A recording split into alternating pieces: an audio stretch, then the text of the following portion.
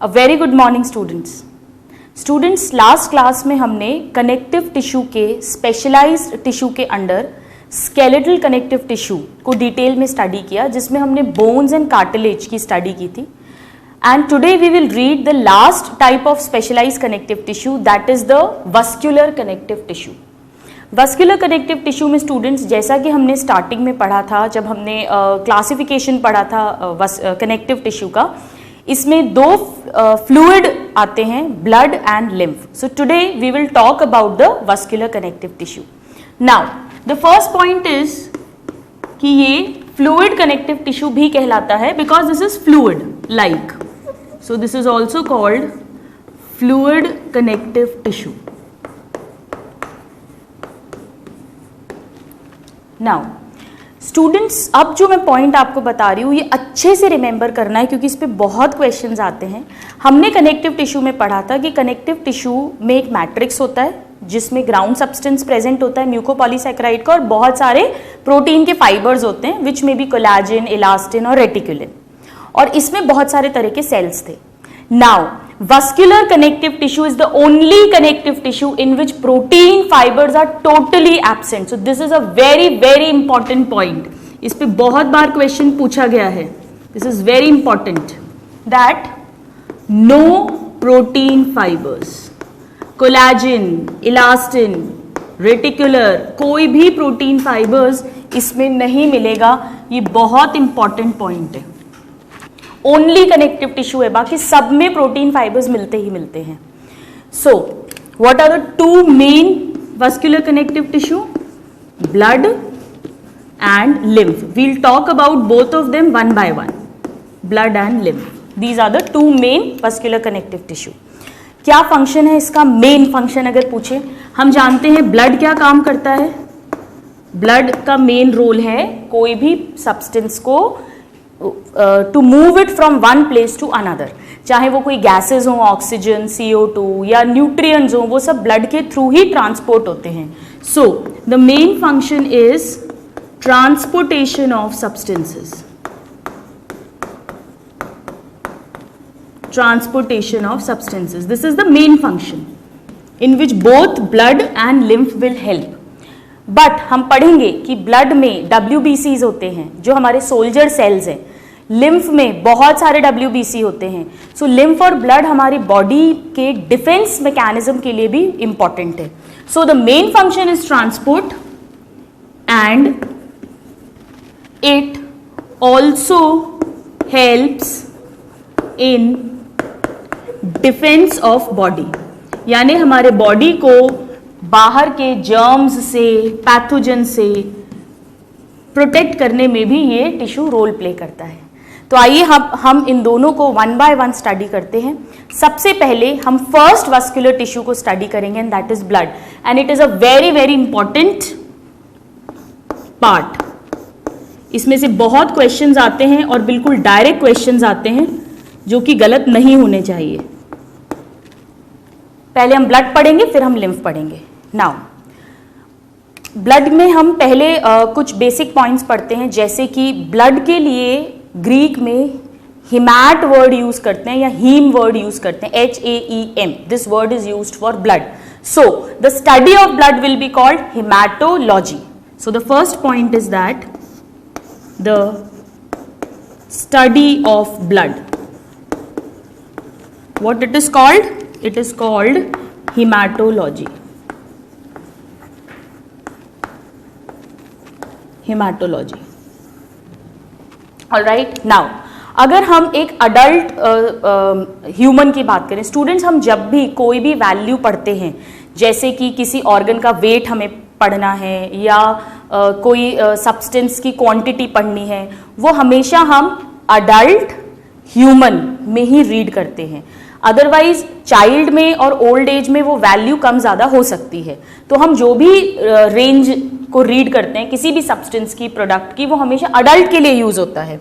तो अगर हम नॉर्मल मतलब हेल्दी, कोई डिजीज नहीं है, डिजीज होगी तो फिर ये वैल्यूज कम या ज़्यादा हो जाएंगी. सो हेल्दी अडल्ट ह्यूमन की अगर हम बात करें तो मेल्स में करीब 5 to 6 लीटर ब्लड प्रेजेंट होता है बॉडी के अंदर, जबकि फीमेल्स में थोड़ा सा कम यानी around 4 to 5 litre blood present होता है.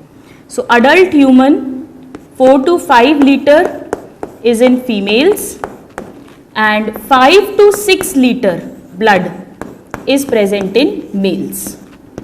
अगर दोनों ऑप्शंस दिए हों तो हमें 5 to 6 लीटर बताना है, क्योंकि हम जब भी कोई वैल्यू पढ़ते हैं तो वो अडल्ट हेल्दी मेल के लिए रीड करते हैं. सो this is the volume of blood. Now let us see the pH of blood. Blood जो होता है स्टूडेंट्स, वो हमारे साइटोप्लाज्म की ही तरह स्लाइटली अल्कलाइन होता है. हम जानते हैं कि 7 जो है वो न्यूट्रल पीएच है. Blood is slightly alkaline, so it is around 7.4. That means it is slightly alkaline in pH. और ये जो इसका अल्कलाइन नेचर है ये मेंटेन्ड रहता है बिकॉज ऑफ सम केमिकल्स जो बफर्स की तरह काम करते हैं, वो इसके पीएच को मेंटेन करते हैं. सो let us write down that it is maintained by buffers. इसमें से स्टूडेंट्स आपको ये बफर्स पता होने चाहिए कौन से, क्योंकि इस पे क्वेश्चन पूछते हैं. Like NaHCO3 negative, that is sodium bicarbonate ions, bicarbonate ions etc. Alright, इन दोनों पे ही क्वेश्चन आता है. They both are the buffers of blood. That means they maintain the alkaline nature of the blood. They maintain the pH at 7.4. Now, let us see one more thing, that what is the process of blood formation called. So, the next point is process of blood formation. Blood के लिए हम क्या word use कर रहे हैं? हिमैट. और formation के लिए होता है पोएसिस वर्ड. ग्रीक लैंग्वेज में पोएसिस का मतलब होता है मेकिंग, किसी भी चीज को बनाना. सो ब्लड की फॉर्मेशन को कहते हैं हीमोपोएसिस. So question आता है, what is hemopoiesis? Hemopoiesis is the process by which blood is formed. Now, where is this blood formed? What are the hemopoietic organs? Now, students, embryonic life में, यानी जब baby mother की womb के अंदर है, birth अभी नहीं हुई है, तब हीमोपोइसिस सबसे पहले इनिशियली तो योग सैक में होता है. एक पार्ट होता है ये एम्ब्रियो से जुड़ा हुआ, और बाद में ये फंक्शन जो है मेनली पूरी एम्ब्रियोनिक लाइफ में, that is done by liver and spleen. Liver और स्प्लीन जो है वहां पर ब्लड का फॉर्मेशन होता है इन एम्ब्रियोनिक लाइफ. ये बहुत इंपॉर्टेंट है, ये आपको अच्छे से लर्न होना चाहिए. So in embryonic life hemopoiesis is done at liver and spleen. These are the hemopoietic organ. Spleen, SPLEEN. These are the hemopoietic organs in the embryonic life. But after birth, what happens? After birth, आपको याद है students, जब हमने bone पढ़ा था तो bone में हमने पढ़ा था, लॉन्ग बोन में जो इपीफाइसिस थी एंड्स, वहां पे रेड बोन मैरो मिल रहा था, और वहां हमने लिखा था कि उस रेड बोन मैरो के अंदर ब्लड फॉर्मेशन होता है, ब्लड सेल्स बनते हैं. तो अडल्ट लाइफ में यानी कि after birth this process happens inside red bone marrow. और रेड बोन मैरो कहां मिलेगी? ऑब्वियसली बोन में मिलेगी. यहां पे स्टूडेंट्स ये दोनों ही बहुत इंपॉर्टेंट क्वेश्चंस हैं. Bone marrow actually main answer है. मेनली तो रेड बोन मैरो, कभी कभी जो येलो बोन मैरो है वो भी इमरजेंसी कंडीशंस में ब्लड फॉर्म कर सकती है. So bone marrow is the main place where the blood will be formed once a child is born. So these are the hemopoietic organs. This is very very important for your questions. Now let us see what is this blood made up of. क्या composition है blood का? So now we will talk about the composition of blood. Students blood एक connective tissue है और connective tissue होने का मतलब है कि एक इसमें ग्राउंड सब्सटेंस होगा, प्रोटीन फाइबर्स नहीं है, it's a vascular tissue so they are absent, और उसमें सेल्स होंगे, यानी एक इसका लिक्विड पार्ट होगा और एक इसके सेल्स होंगे। तो ब्लड जो है इसके दो पार्ट्स होते हैं, one is the liquid part that is called the plasma and one is the cells and they are called formed elements, या इन्हें हम ब्लड कॉर्पस्कल्स भी कहते हैं, यानी ब्लड सेल को ही कॉर्पस्कल कहते हैं। So one is the plasma and other is the formed elements और द ब्लड कॉर्पस्कल्स। ये जो ब्लड कॉर्पस्कल्स हैं ये तीन तरह के हो सकते हैं, जैसा कि आपने नाम सुना होगा, रेड ब्लड सेल्स या RBC, white blood cells WBC और platelets. So these can again be of three types. हम अभी यहाँ शॉर्ट में लिख रहे हैं, हम इन्हें डिटेल में पढ़ेंगे। RBC that is erythrocytes, WBC that is leukocytes and platelets or thrombocytes. So these are the three types of blood corpuscle. Blood का लिक्विड पार्ट जो है प्लाज्मा वो करीब 55% कॉम्पोजिशन बनाएगा, जबकि जो रिमेनिंग 45% है वो ये सेल्स बनाते हैं। ये परसेंटेज इंपॉर्टेंट है, इस पे क्वेश्चन पूछा जाता है। This is the basic composition, एक लिक्विड पार्ट, फ्लूइड पार्ट और उसके अंदर बहुत सारे तरह के cells, RBC, WBC, platelets. Now we will talk about all these components one by one. So let us first read about plasma.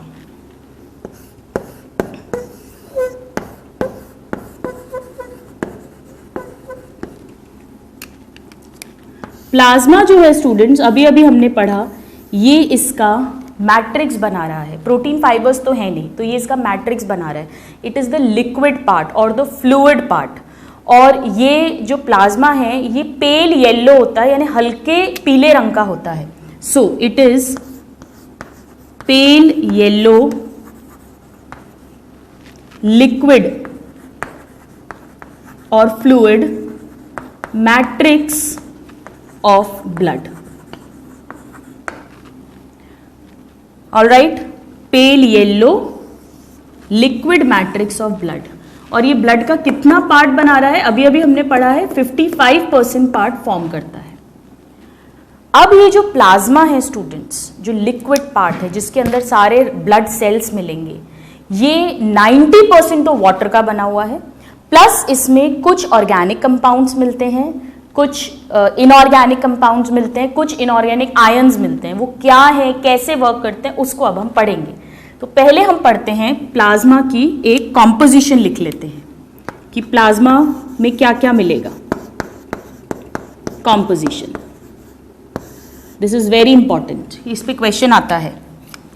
90% is water, ये question पूछते हैं स्टूडेंट्स। 90% इज वाटर, बचा हुआ जो 10% है उसमें से 9% में ऑर्गेनिक कंपाउंड्स रहते हैं। कौन कौन से रहते हैं अभी हम पढ़ेंगे, but there are organic compounds, various organic compounds. अब कितना बचा, 90 एंड 9, 99 हो गया, 1% बचा। इस 1% में से ये पूरा जो 1% पार्ट है ये इनऑर्गेनिक पार्ट है, जिसमें से 0.9% इनऑर्गेनिक कंपाउंड्स होंगे, like NaCl, KCl, etc. They are found in the form of a compound, NaCl, KCl, etc. और जो 0.1 पार्ट है उस पार्ट में इनऑर्गेनिक आयंस मिलेंगे जो फ्री फॉर्म में है, Na+ ion, K+ ion, chloride ions. Alright, so are you getting the difference? 0. ये पूरा 1% इनऑर्गेनिक है, ये कंपाउंड्स है, और this is inorganic ions. Inorganic ions like Na+, K+, chloride, bicarbonate, etc. So this is the composition of plasma. ये सब चीजें plasma में मिलेंगी। वाटर तो हमें पता ही है, H2O। Inorganic simple NaCl, KCl ions. Let us understand what are these organic compounds. ये 9% प्लाज्मा जो बना रहा है ये एक्चुअली क्या है? अच्छा, इसके अलावा स्टूडेंट्स एक चीज और मिल सकती है प्लाज्मा में, मिल सकती नहीं है, मिलती ही मिलती है, and that is the dissolved gases. Dissolved gases O2, CO2। जब हम रेस्पिरेटरी सिस्टम पढ़ेंगे तो हम बात करेंगे कि जो ऑक्सीजन होती है वो मेनली 97% जो है आरबीसी के अंदर हीमोग्लोबिन में अटैच होकर ट्रांसपोर्ट होती है, पर 3% ऑक्सीजन जो है वो प्लाज्मा में डिसॉल्व्ड फॉर्म में ट्रांसपोर्ट होती है। तो प्लाज्मा में क्या मिल रही है? ऑक्सीजन मिल रही है डिसॉल्व्ड फॉर्म में। ऐसे ही जो CO2 है वो मेनली तो आरबीसी के अंदर ट्रांसपोर्ट होती है, लेकिन वो प्लाज्मा में भी एक मेजर अमाउंट में ट्रांसपोर्ट होती है। So O2, CO2 they are found in the plasma in the form of dissolved gases. Now let us talk about this. वो तो सीधे सीधे हमें पता है, इनऑर्गेनिक, वाटर भी हम मालूम है, बट ये ऑर्गेनिक कंपाउंड्स जो इसमें क्या क्या आएगा, तो आइए देखते हैं। Now we'll talk about the inorganic compounds, sorry organic compounds. सबसे पहले तो प्लाज्मा में हम जानते हैं स्टूडेंट्स कि हम जो भी खाना खाते हैं, whatever food we take, it gets digested in the mouth cavity, in the stomach, in the intestine. और इंटेस्टीन से वो जो डाइजेस्टेड फूड है, जो मोनो यूनिट्स बन गई हैं, अगर वो कार्बोहाइड्रेट है तो फाइनली ग्लूकोज बन गया है, अगर वो लिपिड्स हैं तो smaller lipid molecules glycerol, fatty acids में कन्वर्ट हो गए हैं, प्रोटीन्स हैं तो अमीनो एसिड्स बन गए हैं। तो ये जो स्मॉलर मॉलिक्यूल्स हैं ये एब्जॉर्ब होते हैं ब्लड में, और ब्लड में प्लाज्मा के अंदर ये प्रेजेंट होते हैं। They are not present inside cells, ये प्लाज्मा में डिसॉल्व होते हैं और प्लाज्मा के थ्रू फिर इन्हें बॉडी के सब सेल्स तक पहुंचाया जाता है, जहां पर कि फिर इन्हें एनर्जी में कन्वर्ट करते हैं। So the plasma contains the various nutrients. The first point, nutrients like glucose, amino acids, lipids, etc. जो भी डाइजेस्टेड फूड होने के बाद में इंटेस्टीन में से एब्जॉर्ब हुआ है वो ब्लड प्लाज्मा में ही मिलता है। इसमें हमें पर्टिकुलरली ग्लूकोज के बारे में कुछ पढ़ना है। ग्लूकोज का जो नॉर्मल रेंज है, नॉर्मल रेंज या normal value of glucose in blood, वो होती है 80 to 120 मिलीग्राम पर 100 ml ऑफ ब्लड। अगर हमारे बॉडी में 5 लीटर ब्लड है, लेकिन अगर हम 100 ml ब्लड में मेजर करें तो नॉर्मल सिचुएशंस में हमेशा 80 to 120 मिलीग्राम ग्लूकोज मिलता है। सो ये वैल्यूज आपको लर्न होनी चाहिए स्टूडेंट्स, ये बहुत इंपॉर्टेंट है, इन पे क्वेश्चन भी आता है। 100 ml ब्लड, और 100 ml को डेसीलीटर भी बोलते हैं, तो आप इसे डेसीलीटर भी लिख सकते हैं, पर डेसीलीटर ऑफ ब्लड और पर 100 ml of blood. This is the normal range.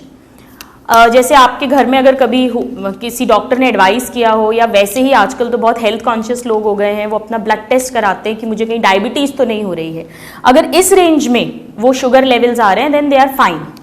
But अगर मोर देन 120 मिलीग्राम पर 100 ml या पर डेसीलीटर है, ये क्या है, ब्लड की बात कर रहे हैं, अगर 100 ml ब्लड में 120 से ज्यादा है तब उसे कहते हैं हाइपरग्लाइसीमिया। उस कंडीशन को कहते हैं हाइपरग्लाइसीमिया। इस वर्ड को अच्छे से अंडरस्टैंड करिए। हाइपर मतलब ज्यादा है नॉर्मल से, ग्लाइसी वर्ड जो है ये यूज कर रहे हैं ग्लूकोज के लिए, और ईमिया वर्ड ब्लड के लिए यूज किया जाता है। तो ब्लड में ग्लूकोज का level more than normal, this condition is called hyperglycaemia, more than 120। और अगर मान लीजिए ये लेवल 180 से ज्यादा है, more than 180 decilitre blood, this is very important. अगर 180 से ज्यादा है, नॉर्मली स्टूडेंट्स जो ग्लूकोज होती है वो हमारी किडनी के थ्रू यूरिन में नहीं एक्सक्रीट होती है, वो ब्लड में वापस रीएब्जॉर्ब हो जाती है किडनी से। बट अगर ग्लूकोज बहुत ज्यादा है, कितनी ज्यादा, 180 से ज्यादा है, तब वो यूरिन में आने लग जाती है, it gets excreted in urine. उस कंडीशन को कहते हैं ग्लाइकोस्यूरिया। ये जो यूरिया वर्ड है ये यूरिन के लिए यूज करते हैं, जैसे इमिया वर्ड ब्लड के लिए यूज करते हैं। ब्लड में कोई सब्सटेंस बढ़ेगा तो इमिया लगाएंगे, यूरिन में बढ़ेगा तो यूरिया लगाएंगे, और ग्लूकोज बढ़ रहा है तो ग्लाइकोस्यूरिया।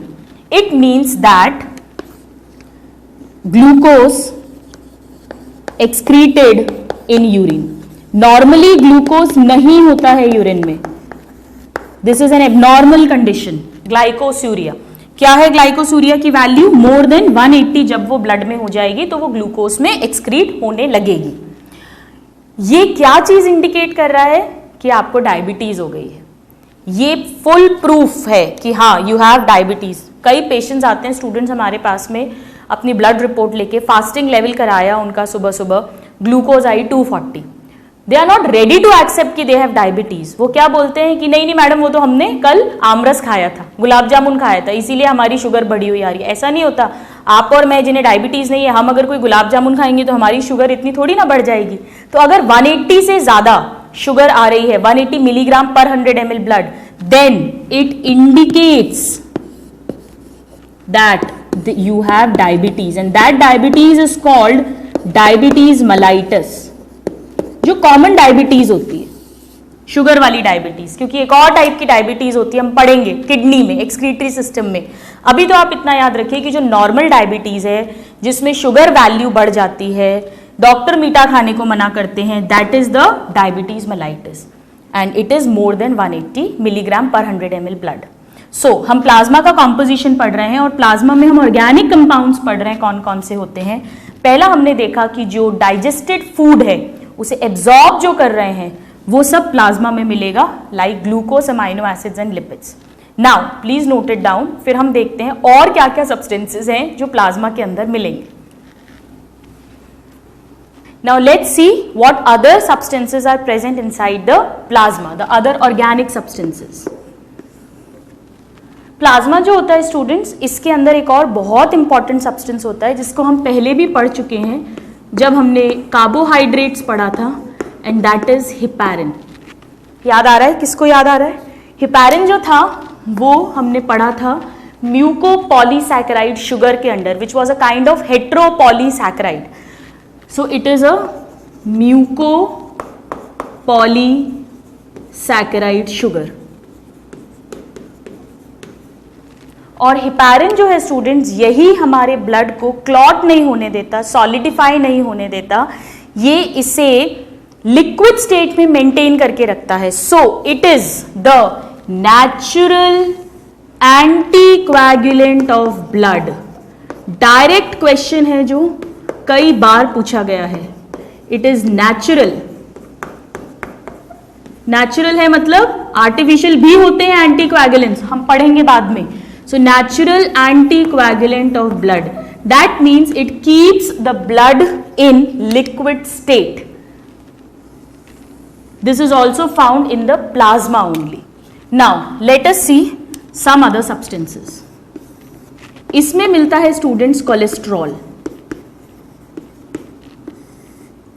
कोलेस्ट्रॉल भी हमने लिपिड्स में पढ़ा था, अगर आपको याद हो।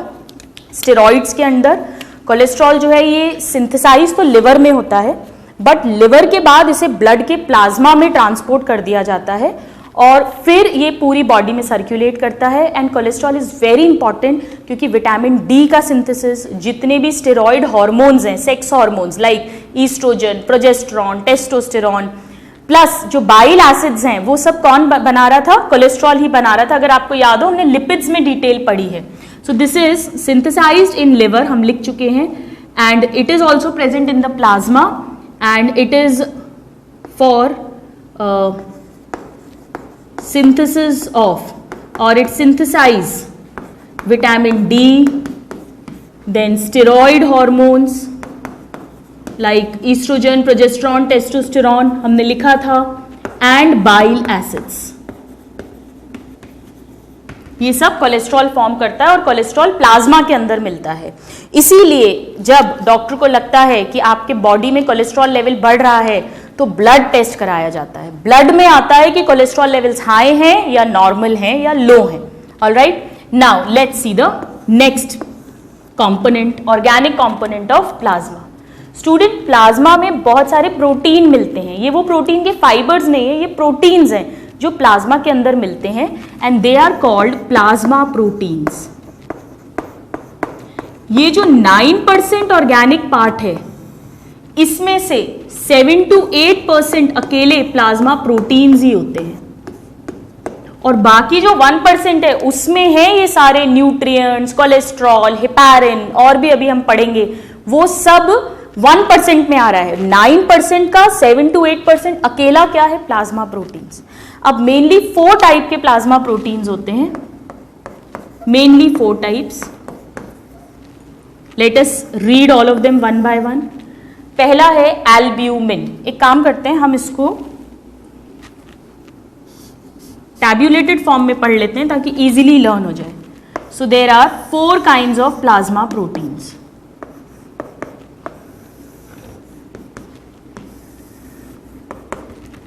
The first is called albumin. Albumin, or it is also called serum albumin. Serum word हम पढ़ेंगे क्यों बोलते हैं, तब मैं आपको इसको वापस याद दिलाऊंगी। अभी आप इतना समझ लीजिए कि एक एल्ब्यूमिन एग के अंदर भी मिलता है, उसे एग एल्ब्यूमिन बोलते हैं, बट ये एग में नहीं मिल रहा है। जैसे कि बर्ड्स हैं, रेप्टाइल्स हैं जो अंडा देते हैं, जो ओवीपैरस हैं, उनके एग में ये प्रोटीन रहता है। इसी प्रोटीन से एग के अंदर वो एनिमल अपना न्यूट्रिशन ड्रॉ करता है। हम यहाँ पर बात कर रहे हैं वो एल्ब्यूमिन जो ब्लड के प्लाज्मा के अंदर मिलता है। ये मैक्सिमम है चारों में से, दिस इज मैक्सिमम अबाउट 4.5%। इस 8% का 4.5% तो एल्ब्यूमिन अकेला होता है। ये स्मॉलेस्ट प्लाज्मा प्रोटीन है, this is smallest plasma protein. Now what does it do? Very very important, अच्छे से समझिएगा, ये पूरा प्लाज्मा प्रोटीन्स ही बहुत इंपॉर्टेंट है। It maintains osmotic pressure of blood, maintains osmotic pressure of blood. Now what do we mean by this? Blood के अंदर जो ऑस्मोटिक प्रेशर है, यानी कि उसके वाटर ऑस्मोसिस के थ्रू जो उसके अंदर एक वॉल्यूम बना है, उसका जो प्रेशर एक्सर्ट हो रहा है, उसे ऑस्मोटिक प्रेशर कहते हैं। अगर एल्ब्यूमिन कम हो जाए ब्लड में किसी भी कारण से, कोई डिजीज के कारण से, या वो यूरिन में ज़्यादा एक्सक्रीट आउट होने लग गया है, कोई किडनी डिजीज हो गई है, अगर एल्ब्यूमिन कम हो जाएगा तो एल्ब्यूमिन ब्लड का ऑस्मोटिक प्रेशर मेंटेन नहीं कर पाएगा, यानी वो वाटर को होल्ड नहीं कर पाएगा। तो ये जो वाटर है, ये टिश्यू फ्लूइड जो है, स्पेसेस जो हैं, वहां पर निकल जाएगा फ्रॉम द ब्लड और उस जगह पर वाटर का एक्यूमुलेशन हो जाएगा, जिसके कारण वहां पर स्वेलिंग हो जाएगी, जिसे इडीमा बोलते हैं। ऑलराइट, सो एल्ब्यूमिन जो है ये एक पर्टिकुलर ब्लड वॉल्यूम को बना के रखता है, क्योंकि वाटर को होल्ड करके रखता है, ऑस्मोटिक प्रेशर मेंटेन करता है, और क्योंकि ब्लड का वॉल्यूम बनाए रखता है, हमारा ब्लड प्रेशर भी बनाए रखता है। अगर एल्ब्यूमिन कम हो गया तो वाटर बाहर चला जाएगा ब्लड से टिश्यू फ्लूइड में, स्पेसेस में, जिसके कारण इडीमा होगा, और ब्लड का वॉल्यूम कम हो जाएगा तो हमारा ब्लड प्रेशर भी कम हो जाएगा। सो this is about the serum albumin. Now let's see the second protein and it is called serum globulin. क्योंकि ग्लोब्यूलिन भी एग के अंदर मिलता है, पर हम उसकी बात नहीं कर रहे हैं, हम बात कर रहे हैं ब्लड में मिलने वाले ग्लोब्यूलिन की, सीरम ग्लोब्यूलिन। ये स्टूडेंट्स सेकेंड मैक्सिमम होता है, this is second maximum about 2.4%। तो इन दोनों ने मिलकर ही अकेला ऑलमोस्ट 7% बना लिया है। ग्लोब्यूलिन जो होता है स्टूडेंट्स, ये 3 टाइप का होता है, this is again of 3 types. Alpha globulin, beta globulin and gamma globulin. जो अल्फा और बीटा हैं, ये दोनों एल्ब्यूमिन के साथ मिलकर काम करते हैं और दोनों ही सेम वर्क करते हैं। दे maintain osmotic pressure, osmotic pressure of blood. अगर क्वेश्चन में ये तीनों ऑप्शंस दिए हों तो हमारा जो पहला आंसर होगा वो एल्ब्यूमिन होगा। मेन रोल एल्ब्यूमिन का है, ये दोनों हेल्प करते हैं एल्ब्यूमिन को। बट जो गामा ग्लोब्यूलिन है ये बहुत इंपॉर्टेंट है, स्टूडेंट्स ध्यान से सुनिएगा। गामा ग्लोब्यूलिन ही एंटीबॉडी बनती है या इम्यूनोग्लोब्युलिन्स बनते हैं जो हमारे बॉडी में इंफेक्शन को फाइट आउट करते हैं। सो this is very important, gamma globulin, this forms the immunoglobulins. These are the immunoglobulins or antibodies, and this will help in defense of body. तो अगर क्वेश्चन आए function of globulin, serum globulin is first option defence of body, second option osmotic pressure maintenance, third option both, तो हमारा answer होगा both, क्योंकि ये दोनों में हेल्प कर रहा है। बट अगर बोथ ऑप्शन नहीं दिया हुआ है तो हमारा ऑप्शन आंसर होगा डिफेंस, क्योंकि ये इसका मेन रोल नहीं है, ये इसका सेकेंडरी रोल है। मेन रोल इसका डिफेंस प्रोवाइड करने में ही है। Alright, now let's see the third type of protein. This is fibrinogen.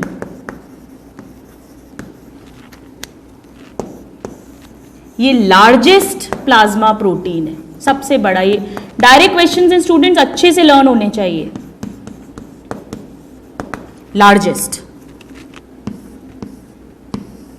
और जो फोर्थ है हम इसको लिख लेते हैं, हम इन्हें साथ में पढ़ेंगे, that is prothrombin.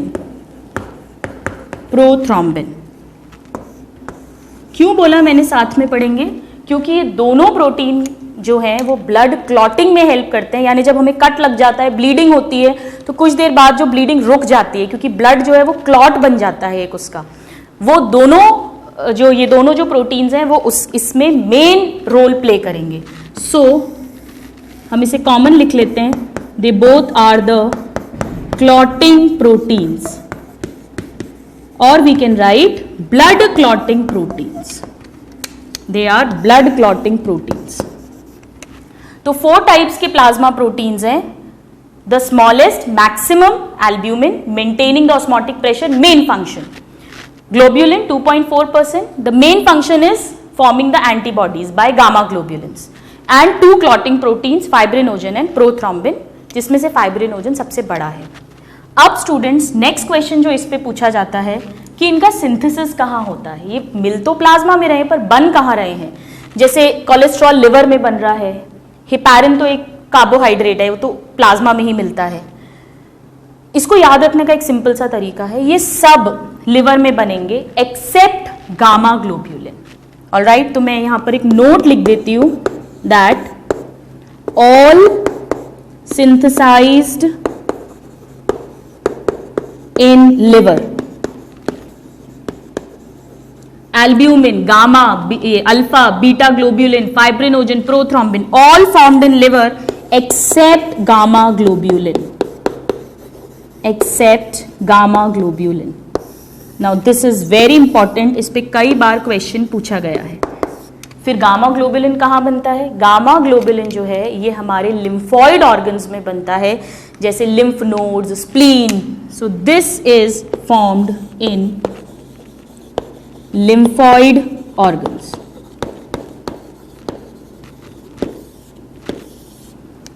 All right, so this is the next component which is found in plasma. हमने प्लाज्मा में देखा न्यूट्रिएंट्स मिल रहे हैं, glucose, like glucose, amino acid, fatty acids, heparin मिल रहा है which is an anticoagulant, cholesterol मिल रहा है, प्लाज्मा प्रोटीन्स मिल रहे हैं। आइए देखते हैं और क्या सब्सटेंसेज है जो मिलते हैं। पहले आप इसको नोट डाउन करें। Now students, let us learn some more components which will be found in the plasma. Let us see them. Plasma में स्टूडेंट्स बहुत सारे वेस्ट मटेरियल मिलते हैं जो बॉडी में वेरियस मेटाबॉलिक रिएक्शंस के रिजल्ट बने हैं। So it also has various waste materials. Waste materials, let us see what are they. जिसमें से मेन है यूरिया, जो हमारा मेन एक्सक्रीटरी प्रोडक्ट भी है, प्लस लिटिल अमाउंट में ammonia, uric acid, creatine, creatinine. Late us write them down. Main is urea, ammonia, uric acid, creatine, creatinine etcetera. अब इसमें जो यूरिया है, जो हमारा मेन एक्सक्रीटरी प्रोडक्ट है, इसके बारे में हमें कुछ पॉइंट्स पता होने चाहिए, जैसे इसकी नॉर्मल रेंज कितनी होती है।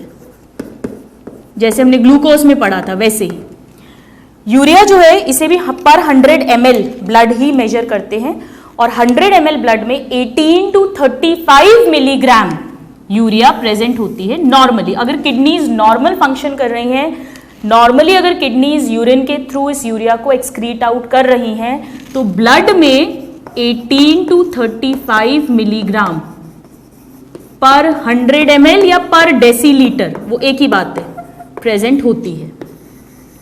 लेकिन अगर ब्लड में ये 35 से ज्यादा मिले, कुछ बुक्स 40 से ज्यादा कहती हैं, अगर ये ब्लड में 35 मिलीग्राम पर डेसीलीटर ब्लड है, तो इस कंडीशन को क्या कहेंगे?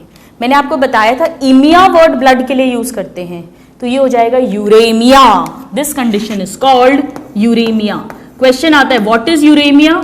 Uraemia means increased level of blood, increased level of urea in blood beyond the normal range, that is called uremia। और ये क्या इंडिकेट कर रहा है? जैसे कि अगर ग्लूकोज यूरिन में आ रही है तो ये इंडिकेट कर रहा है कि आपको डायबिटीज हो गई है। अगर यूरिया ब्लड में इतना सारा इकट्ठा हो रहा है, यानी कि कहीं ना कहीं किडनी की फंक्शनिंग में गड़बड़ हो गई है, किडनी बराबर उसे एक्सक्रीट आउट नहीं कर रही है, इसीलिए वो ब्लड में ज्यादा मिल रहा है। So this indicates kidney failure. या तो टोटल फेल हो चुकी है अगर बहुत ज्यादा लेवल है, या किडनी फंक्शनिंग इम्प्रॉपर हो गई है।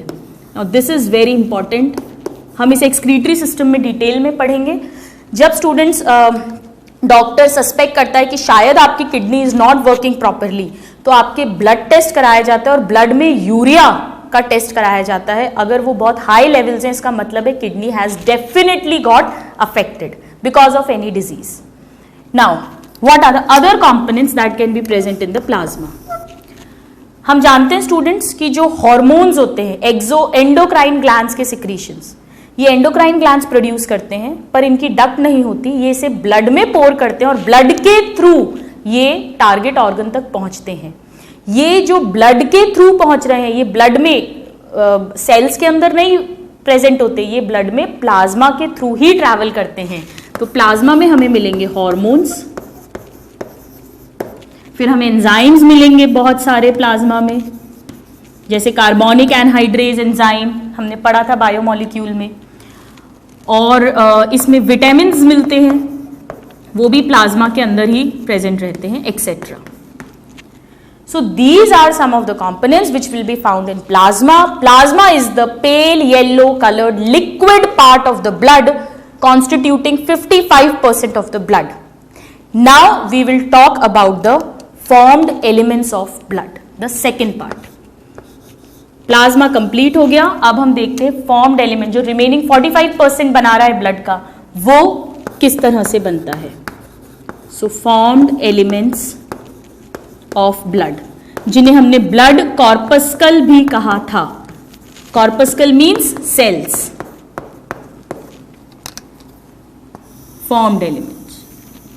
Now they can be RBC, they can be WBC and they are platelets.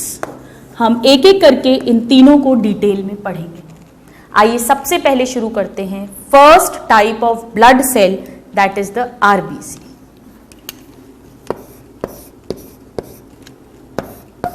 RBC first. RBC का फुल फॉर्म है स्टूडेंट्स रेड ब्लड सेल भी बोल सकते हो आप, पर जो मोर एप्रोप्रिएट टर्म है that is red blood corpuscle. और रेड कलर के लिए एरिथ्रो वर्ड यूज किया जाता है, तो इसे एरिथ्रोसाइट्स भी कहते हैं। Erythro means red and cyte word is used for cell. Cyte cell के लिए यूज करते हैं, हम जानते हैं सेल की स्टडी को साइटोलॉजी कहते हैं। सो इट इज एरिथ्रोसाइट और RBC, that is red blood corpuscle. RBC का थोड़ा बहुत आइडिया आप सबको है। आरबीसी हमारे ब्लड का वो सेल है जिसमें हीमोग्लोबिन भरा होता है और इस हीमोग्लोबिन के थ्रू ऑक्सीजन ट्रांसपोर्ट होती है। इतना तो हम सब जानते हैं। अब इसे रेड कलर का क्यों है ये? क्योंकि इसके अंदर हीमोग्लोबिन मिल रहा है और हीमोग्लोबिन जो है वो उसमें आयरन होता है जिसके कारण उसका रेड पिगमेंट होता है। So let us write down the first point and that is red colour due to, it is due to hemoglobin, और हीमोग्लोबिन क्या है? एक रेस्पिरेटरी पिगमेंट है, रेस्पिरेटरी पिगमेंट। इसमें आयरन मिलती है Fe2+ फॉर्म में, सो फेरस आयरन कंटेनिंग, और ये क्या करता है? Transport of oxygen. CO2 का भी ट्रांसपोर्ट करता है ये, मेनली O2 का करता है। Alright, so it is a respiratory pigment, iron containing, red colour, responsible for transportation of gases. क्योंकि हीमोग्लोबिन प्रेजेंट है इसीलिए इस हीमोग्लोबिन के कारण ही ये रेड कलर के दिखते हैं। जब भी हम कोई सेल पढ़ेंगे स्टूडेंट्स, हम उसमें उसका साइज पढ़ेंगे, शेप पढ़ेंगे और उसका नंबर पढ़ेंगे और उसका लाइफ स्पैन पढ़ेंगे, यानी कितनी उसकी लाइफ है, एज कितनी होती है, कितने दिन के बाद वो सेल डिस्ट्रॉय हो जाता है। So let us first write the count of RBC. This is called RBC count, RBC count. RBC, WBC, platelet, इन तीनों में सबसे ज्यादा आरबीसी मिलते हैं। हम वापस से जो रेंज पढ़ते हैं वो हमेशा किसके लिए पढ़ते हैं? अडल्ट हेल्दी मेल के लिए। ह्यूमंस में बात करें तो मेल के अंदर, अडल्ट हेल्दी मेल के अंदर 5 to 5.5 मिलियन आरबीसी होते हैं पर क्यूबिक एमएम। आइए इसको समझते हैं। 5 से 5.5, ये अच्छे से लर्न होना चाहिए, डायरेक्ट क्वेश्चंस हैं। मिलियन आरबीसी पर क्यूबिक एमएम। क्यूबिक एमएम मतलब अगर हम एक स्लाइड बनाएं तो उसमें अगर हम 1 क्यूबिक एमएम एरिया में माइक्रोस्कोप से देखें तो हमें कितने आरबीसी मिलेंगे? 5 to 5.5 million, and this is in adult male, healthy male. Females में थोड़े से कम होते हैं, तो फीमेल्स में हो जाएंगे ये 4.5 से 5 मिलियन पर cubic MM in adult female. Alright, this is very important. Now, what is the size of these RBCs? RBC जो होता है स्टूडेंट, ये करीब 7.5 माइक्रॉन इसका साइज होता है। It is not the largest cell, maximum है पर लार्जेस्ट नहीं है, हम देखेंगे। 7.5 माइक्रॉन साइज यानी इसका डायमीटर है ये। यहां पे स्टूडेंट्स दो बहुत इंपॉर्टेंट क्वेश्चंस बनते हैं कि पूरे एनिमल किंगडम में लार्जेस्ट आरबीसी किसका है और स्मॉलेस्ट आरबीसी किसका है। पूरे एनिमल किंगडम में आरबीसी किस में मिलते हैं? वर्टिब्रेट्स में मिलते हैं। तो आइए यहीं पर हम ये दोनों क्वेश्चन सॉल्व कर लेते हैं। Largest RBC and smallest RBC.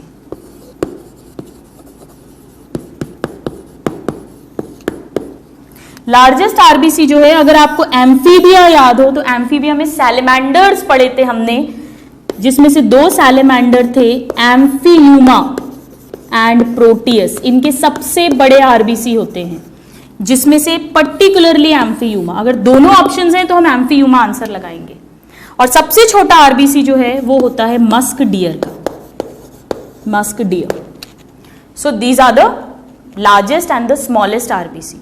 Now let's talk about the shape of RBC. Now this is very important. RBC को आप बिल्कुल ऐसे समझ सकते हो, आप सबने कैरम खेला होगा तो जो कैरम की गोटियां होती हैं बिल्कुल वैसा ही ये RBC होता है। यानी ऊपर से तो ये कैसा दिख रहा है, हमें डिस्क जैसा दिख रहा है, it is like a disc. But गोटी जो होती है वो दोनों ऊपर और नीचे से थोड़ी सी चपटी होती है बीच से, that is it is biconcave. So अगर हम मैमल्स के आरबीसी की बात करें, we are talking about a mammalian RBC, then it is disc shape and biconcave, very very important, biconcave. और इसमें न्यूक्लियस एब्सेंट होता है। We are talking about mammalian RBC, non nucleated और ई न्यूक्लिएटेड, एक्सेप्ट, आपको याद है क्या हमने लिखा था एनिमल किंगडम में, कैमिल एंड लामा, ये दो ऐसे मैमल्स हैं जिनमें आरबीसी के अंदर न्यूक्लियस मिलता है। अब ये क्यों है नॉन न्यूक्लिएटेड, ये हमने एनिमल किंगडम में भी डिस्कस किया था। आरबीसी का मेन काम है कि वो ज्यादा से ज्यादा हीमोग्लोबिन को स्टोर कर सके ताकि ज्यादा से ज्यादा ऑक्सीजन का ट्रांसपोर्ट हो सके। इसलिए जो मेच्योर आरबीसी होता है, not immature, we are talking about mature RBC, इसमें न्यूक्लियस डिसअपियर हो जाता है ताकि हीमोग्लोबिन के लिए ज्यादा स्पेस प्रोवाइड हो सके। So in a mature RBC it is non nucleated, और बाइकॉन्केव मतलब कुछ इस तरह से शेप होगा, बिल्कुल एक कैरम की गोटी की तरह। ऑलराइट, आप इसको नोट डाउन करिए, फिर हम आरबीसी के बारे में कुछ और बहुत इंटरेस्टिंग चीजें पढ़ेंगे। सो this is about the count, the size and the shape of RBC. Now let us learn few more things about RBC. RBC जो होता है स्टूडेंट्स, अगर हम इसके फॉर्मेशन की बात करें, पहले हम वो देख लेते हैं किस तरह से ये फॉर्म होता है।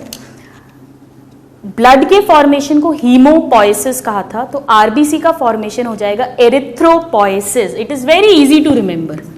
सो formation of RBC, this is called erythro, erythrocyte है तो एरिथ्रो, और पोइसिस का मतलब किसी भी चीज की फॉर्मेशन या making, so this is erythropoiesis.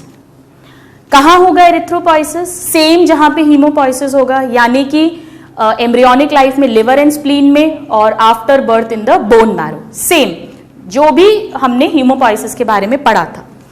अब आरबीसी फॉर्मेशन के लिए एक हार्मोन रिस्पॉन्सिबल होता है जो किडनी सिक्रीट करती है।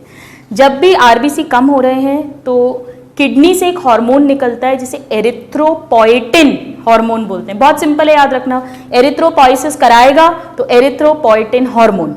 Alright, so formation by erythropoietin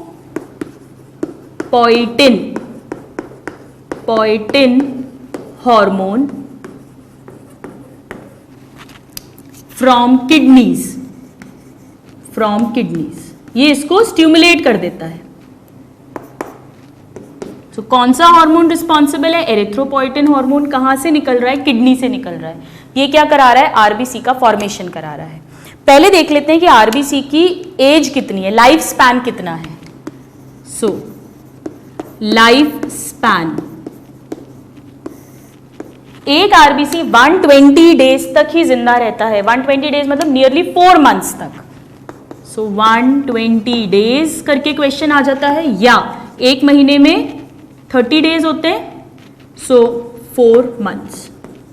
फिर क्या होता है 120 डेज के बाद में? क्या होता है 120 डेज के बाद में? ये सारे आरबीसीज जो हैं स्प्लीन में जाते हैं, और स्प्लीन में जाकर ये डिस्ट्रॉय हो जाते हैं। सो क्योंकि इनमें न्यूक्लियस तो है नहीं, तो ये डिवाइड नहीं कर सकते हैं। डिवीजन के लिए तो न्यूक्लियस जरूरी है। सो स्प्लीन में जाके डिस्ट्रॉय होते हैं, मरते हैं। इसीलिए स्प्लीन को आरबीसी का कब्रिस्तान कहते हैं, यानी graveyard of RBC. So let us write down that old and worn out RBCs after 120 days gets destroyed in spleen. Now this is a very important question. So spleen is known as graveyard of RBC. यहीं पे जाकर ये दफनाए जाएंगे, graveyard of RBC. Very important, direct question है, कई बार पूछा गया है, वेरी इंपॉर्टेंट। अब जो आरबीसीज हैं प्लस डब्ल्यूबीसी, ये दोनों ही स्प्लीन में स्टोर्ड भी रहते हैं, इसीलिए स्प्लीन को ब्लड बैंक भी कहते हैं। ये वो बैंक है जैसे बैंक पे हम अपनी मनी डिपॉजिट करते हैं, यहाँ पे बॉडी अपने आरबीसी और डब्ल्यूबीसी जो एक्स्ट्रा है उन्हें स्टोर करके रखती है। सो यहीं पर हम लिख लेते हैं spleen is also blood bank of body. ये भी डायरेक्ट क्वेश्चन है students, blood bank of body. और क्यों है ये blood bank of body? because it stores not only RBC but also WBC. Now this is another very important question.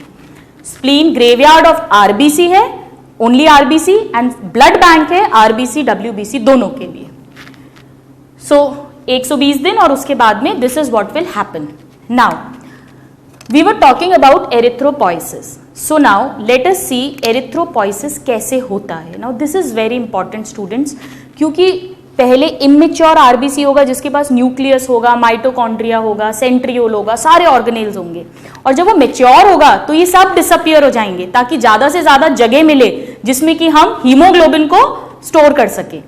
तो इसलिए अब हम देखते हैं एरिथ्रोपोइसिस कैसे होगा.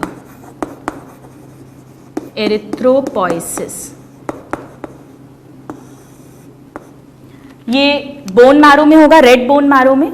रेड बोन मैरो के सेल्स होते हैं जिन्हें माइलोब्लास्ट कहते हैं. इन माइलोब्लास्ट से ही आरबीसी भी बनते हैं और डब्ल्यूबीसी भी बनते हैं. They are the stem cells, they are the main cells. So stem cells क्या है? स्टेम सेल्स मतलब जिससे ये बनेंगे. Stem cells are the myeloblast of red bone marrow.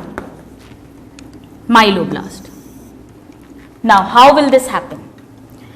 सबसे पहले जो माइलोब्लास्ट है स्टूडेंट्स, ये कन्वर्ट होगा प्रो एरिथ्रोब्लास्ट. ब्लास्ट वर्ड जो है ये इमेच्योर सेल के लिए यूज करते हैं और साइट वर्ड जो है वो मैच्योर सेल के लिए यूज करते हैं. इतना आप अच्छे से दिमाग में रखिएगा.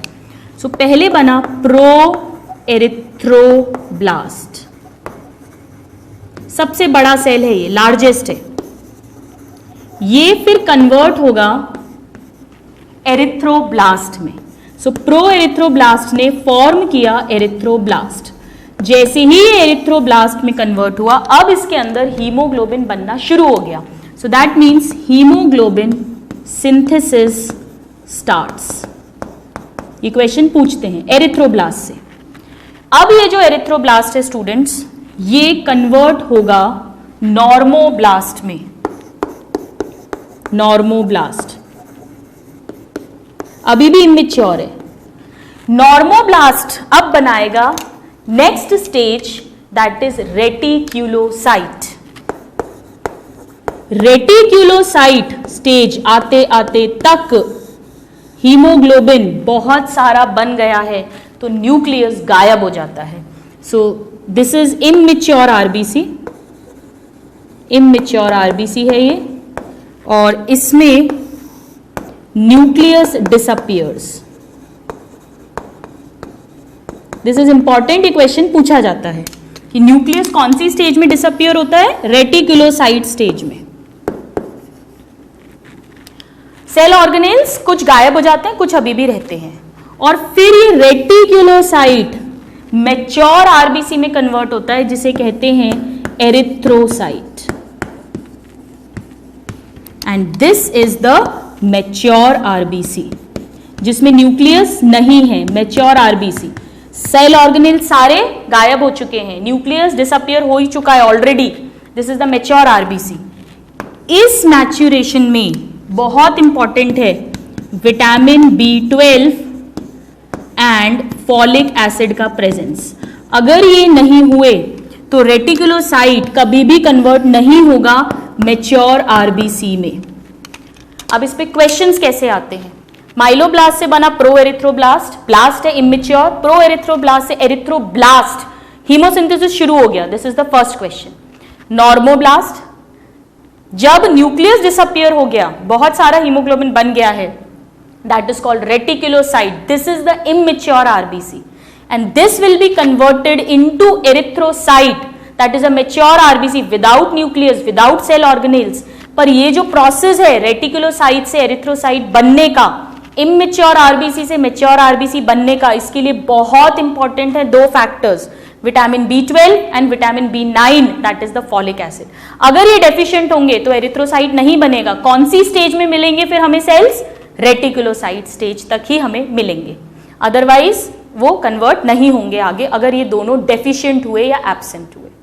सो this is how the erythropoiesis takes place. Now students, let us learn some more information about RBC.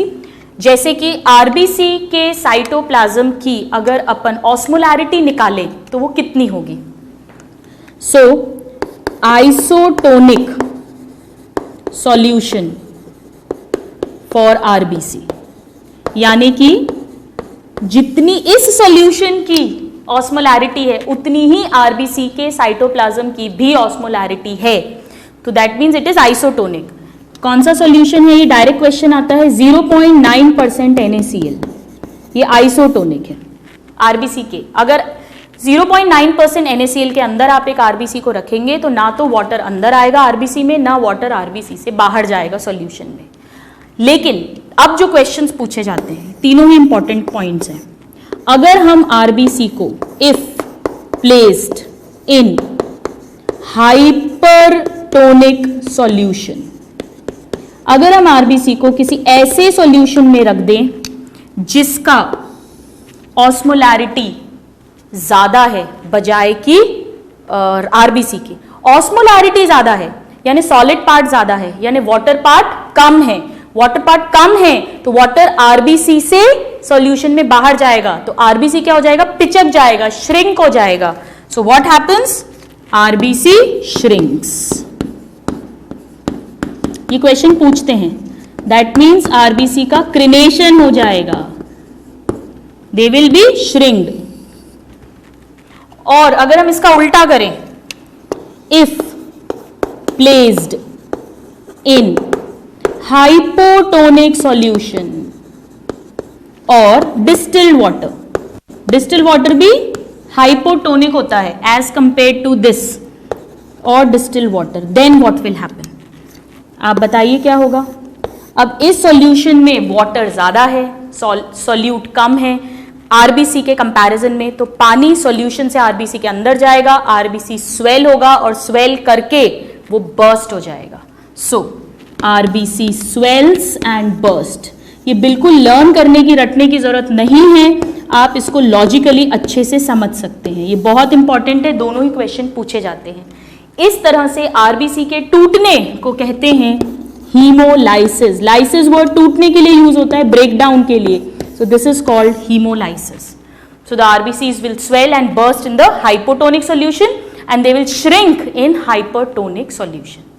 आप इसे नोट डाउन करिए, फिर हम कुछ और फैक्ट्स पढ़ेंगे अबाउट आरबीसी।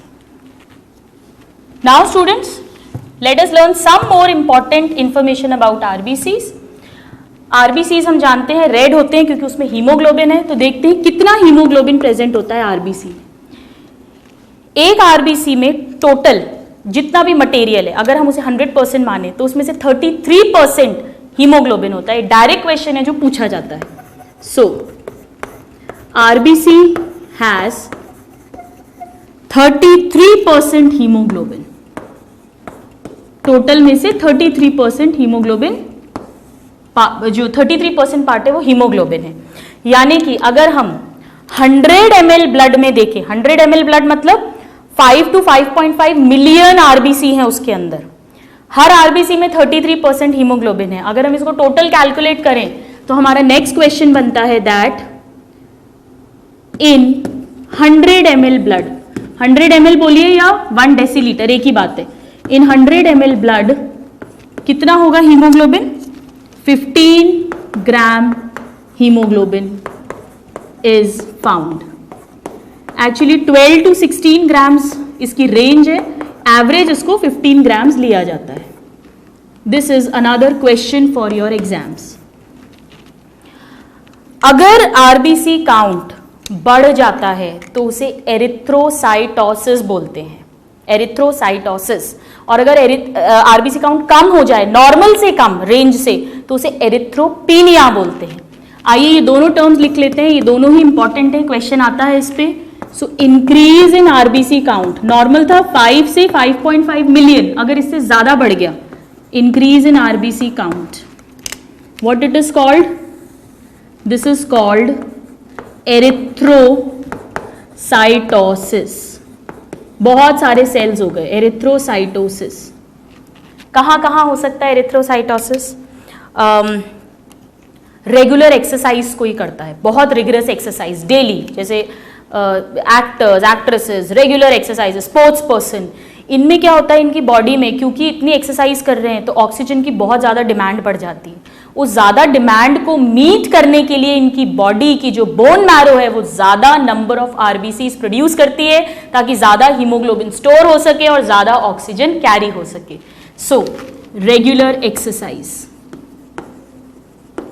ऐसा नहीं आपने 2-4 दिन एक्सरसाइज कर ली और आरबीसी काउंट कराओ, over a period of time this happens. Next, hilly region inhabitants, ऐसे लोग जो पहाड़ों पे रहते हैं। पहाड़ों पे हिली एरिया में हम जानते हैं कि ऑक्सीजन का कॉन्सेंट्रेशन एटमॉस्फेरिक एयर में कम होता है। हमें तो उतनी ही ऑक्सीजन चाहिए पर बाहर ऑक्सीजन कम है, तो हमारी बॉडी क्या करेगी, आरबीसी नंबर बढ़ा लेगी ताकि जो भी ऑक्सीजन आ रही है उसमें उसको ज़्यादा से ज़्यादा वो ट्रांसपोर्ट कर सके। तो हिली एरिया में जो लोग रहते हैं उनमें भी कंपैरेटिवली ज़्यादा नंबर मिलता है। देन अगर कोई बोन मैरो का ट्यूमर हो जाए, एबनॉर्मल कंडीशन, ये तो दोनों नॉर्मल कंडीशंस हैं फिजियोलॉजिकल, लेकिन ये डिजीज है, बोन मैरो का ट्यूमर हो गया तो बहुत सारे आरबीसीज फॉर्म होने लगेंगे। So these are some of the examples where erythrocytosis will take place. Now let us see, अगर नॉर्मल से कम हो जाए, decrease in RBC count, this is called erythropenia. Students, penia word हमेशा लेस के लिए यूज करते हैं। सो एरिथ्रोपीनिया मीन्स नॉर्मल से कम। एरिथ्रोपीनिया अगर हुआ है इसका मतलब है आरबीसी कम हो गए। आरबीसी कम हो गए यानी ब्लड में हीमोग्लोबिन का कॉन्सेंट्रेशन भी ऑटोमेटिकली क्या हो जाएगा, कम हो जाएगा। और हीमोग्लोबिन जब कम होगा तो हो जाएगी खून की कमी, जिसे नॉर्मली बोलते हैं। एक्चुअली ब्लड की कमी नहीं है, हीमोग्लोबिन का डेफिशिएंसी है, एंड दैट इज एनीमिया, जिसमें haemoglobin will be less than the normal range. Now let's talk about some more terms. Anaemia जो है स्टूडेंट्स, टाइप्स ऑफ एनीमिया कैसे कैसे होता है इसको हम डिटेल में पढ़ेंगे जब हम सर्कुलेटरी सिस्टम में पढ़ेंगे, तब हम इसे वापस से डिजीजेस के अंडर पढ़ेंगे। अभी तो आप बस इतना याद रखें कि एनीमिया का मतलब है आरबीसी काउंट कम हो गया है, हीमोग्लोबिन कम हो गया है। Now changes in size of RBC, अगर आरबीसी के साइज में चेंज हो गया, यानी या तो आरबीसी छोटा हो गया है या बड़ा हो गया है, मैक्रोसिटिक या माइक्रोसिटिक। माइक्रो छोटा हो गया नॉर्मल से 7.5 माइक्रोन से, या बड़ा हो गया है, इस कंडीशन को बोलते हैं anisocytosis. This condition is called anisocytosis. So direct question आता है, what is anisocytosis? It is a change in the size of the RBC. जैसे फॉर एग्जाम्पल आयरन की डेफिशिएंसी जब होगी तो हीमोग्लोबिन कम बन रहा है तो आरबीसी का साइज भी छोटा हो जाएगा। लिख लेते हैं हम यहां पर एक एग्जाम्पल, आयरन डेफिशिएंसी एनीमिया। इसमें आरबीसी का साइज छोटा हो जाता है, हम पढ़ेंगे डिटेल में। मैक्रोसिटिक की बात करें, बॉडी में विटामिन B12 और फॉलिक एसिड की कमी हो गई, डेफिशिएंसी हो गई, तो रेटिकुलोसाइट एरिथ्रोसाइट में कन्वर्ट नहीं होगा। Reticulocyte is comparatively bigger, so the RBC will be bigger. Actually this is immature RBC, this is not a mature RBC. So vitamin B12 and folic acid deficiency, इससे जो है bigger size का RBC, immature RBC will be formed. This condition is called anisocytosis. Let's read one more term. अगर RBC का shape change हो गया, so change in shape of RBC. RBC normally कैसा होता है, डिस्क लाइक बाइकॉन्केव, हम mammalian RBC की बात कर रहे हैं, पर अगर सपोज इसका शेप चेंज हो गया then that is called poikilocytosis. Students बहुत अच्छे से याद रखिएगा, साइज में चेंज को एनाइसोसाइटोसिस बोलते हैं और शेप में चेंज को पोइकिलोसाइटोसिस बोलते हैं।